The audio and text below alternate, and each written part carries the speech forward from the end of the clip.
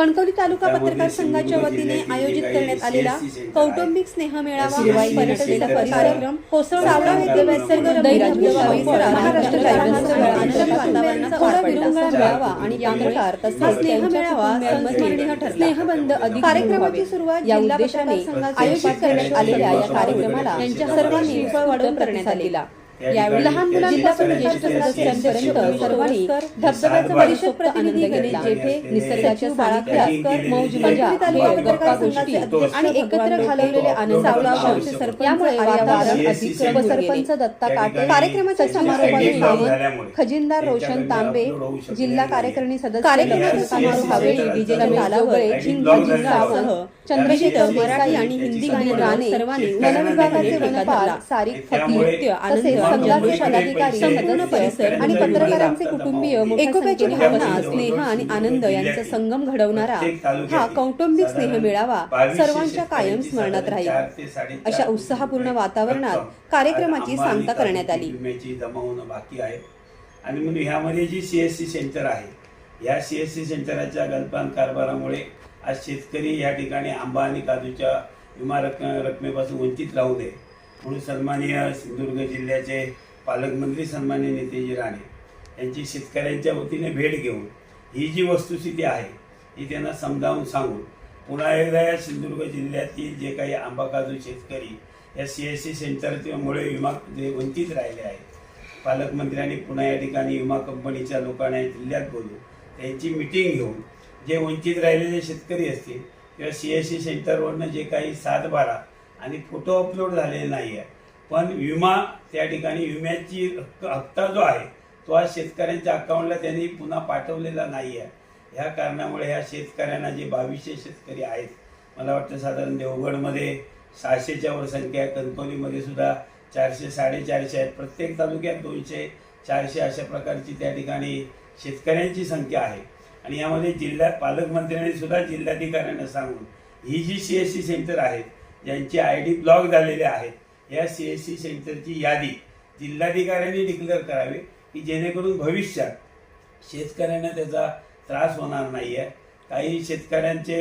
काही 7/12 त्या ठिकाणी जे 4 7/12 असतील तर एका 7/12चे पैसे मिळालेले आहेत, बाकीचे 7/12 रिजेक्ट झालेले आहेत। आणि म्हणून ज्या ज्या शेतकऱ्यांना विमा भरूनही ज्यांना पैसे मिळाले नसतील त्यांनी तात्काळ या ठिकाणी आमच्या इथले असलेल्या सन्माननीय राणे साहेबांच्या संपर्क कार्यालयामध्ये त्यांनी संपर्क साधावा, या ठिकाणी त्याची नोंद करावी आणि ज्यांचे पैसे मिळाले नाही आहेत त्या संदर्भात पालकमंत्र्यांना ही वस्तुस्थिती सांगून विमा कंपनीसोबत मिटिंग करून निश्चितच पालकमंत्री ही रक्कम मिळवण्या दृष्टिकोनातून विमा कंपनीला निश्चित अधिकाऱ्यांशी बोलून विमा कंपनीकडे पैसे मिळवून देण्यासाठी पालकमंत्री प्रयत्न करतील आणि त्यासाठी त्याचा पाठपुरावा जो आहे तो आम्ही आमच्या शेतकरी आहेत या ठिकाणी सांडव्याचे जे शेतकरी आहेत त्यांचे सरपंच सुद्धा या ठिकाणी आलेले आहेत, त्यांचे जवळजवळ गावातले साधारण 40-45 सांडव्यामधले शेतकरी आहेत त्यांचे काही प्रतिनिधी या ठिकाणी आलेले आहेत। आणि म्हणून जी सीएससी सेंटर आहेत फक्त या ठिकाणी सीएससी सेंटरकडनं यांचे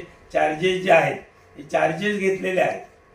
पण आज या ठिकाणी पुढची जी प्रोसिजर आहे हे त्यांचे आयडी ब्लॉक झाल्यामुळे आज या 53 जिल्ह्यातल्या 53 सेंटरवरनं 2200 लोकांचे पैसे मिळाले नाही आहेत। यासाठी पालकमंत्र्यांना ही वस्तुस्थिती सांगून हे पैसे मिळवण्यासाठी पाठपुरावा करून हे शेतकऱ्यांना पैसे मिळण्यासाठी आम्ही पालकमंत्र्यांच्या माध्यमातून आम्ही प्रयत्न करणार आहोत। आता नारायणरावजी राणे आणि पालकमंत्री नितेशजी राणे यांच्या कार्यालयामध्ये आपली त्या ठिकाणी अर्ज किंवा नोंदणी करावी जेणेकरून त्याची तपासणी करून आपल्याला विमा कंपनीच्या मीटिंगमध्ये ह्या गोष्टीचा आपल्याला पाठपुरावा करणं सोपं होईल। झालं कारण ही साधारण नोव्हेंबर 25 मधली गोष्ट आहे। नोव्हेंबर 25 मध्ये जी सीएससी सेंटर अशा प्रकारच्या त्रुटी होत्या त्या महिन्यामध्ये त्यांची आयडी ब्लॉक झालेली होती। आता कदाचित काही जण त्याच्या त्रुटी पूर्ण केल्या असतील, आताची जी माहिती आहे कोणाची ब्लॉक आहे ते आलेली नाही, पण नोव्हेंबरमध्ये जी होती ही 53 सीएससी सेंटर या ठिकाणी आयडी ब्लॉक झालेले होते। त्यामुळे आज साधारण 2200 शेतकऱ्यांना साधारण 4 ते 4.5 कोटी विम्यापासून वंचित राहावं लागतं। काही शेतकऱ्यांना एका 7/12चे मिळाले आहेत, काही 7/12 त्यांचे हे केलेले आहेत, रिजेक्ट केलेले आहेत, पण त्यांच्या विम्याची रक्कम विमा कंपनीकडे जमा झालेली आहे। ती पैसे काय त्या शेतकऱ्यांच्या अकाउंटला जमा झालेले नाही आहेत, म्हणजे रिजेक्ट झाल्यामुळे बा तो हप्ता जो आहे मूळ हप्ता तो परत विमा कंपनीने पाठवलेला नाही आहे. त्याच्या पावत्या पण इथे शेतकऱ्यांजवळ आहे, विमा भरलेल्याच्या पावत्या देण्याच्या पावत्या या विमा भरल्याच्या शेतकऱ्यांच्या आलेल्या आहेत. सीएससी सेंटरचा जो आयडी ब्लॉक झाला तो त्यांच्या सीएससी सेंटरच्या चुकीमुळे त्यांना ज्या काही हे दिलेले असतात, नियम दिलेले असतात त्यांच्या कामकाजाचे, ज्या ज्या गोष्टी आहेत त्या जर झाल्या नाही तर त्यांचा आयडी ब्लॉक होतो. पण हा आयडी ब्लॉक झाल्यानंतर प्रशासनाने त्याची इन्फॉर्मेशन माहिती कार्यालयाकडनं वृत्तपत्रात किंवा सोशल मीडियावर दिली पाहिजे की ह्या महिन्यात ही यांची आयडी ब्लॉक झालेली आहे, शेतकऱ्यांनी या ठिकाणी कोणत्याही योजनेसाठी आपले अर्ज भरू नये म्हणून. किंवा ते सीएससी सेंटरने सांगितलं पाहिजे ना किंवा तुम्ही आमच्याकडनं या गोष्टी करू नका.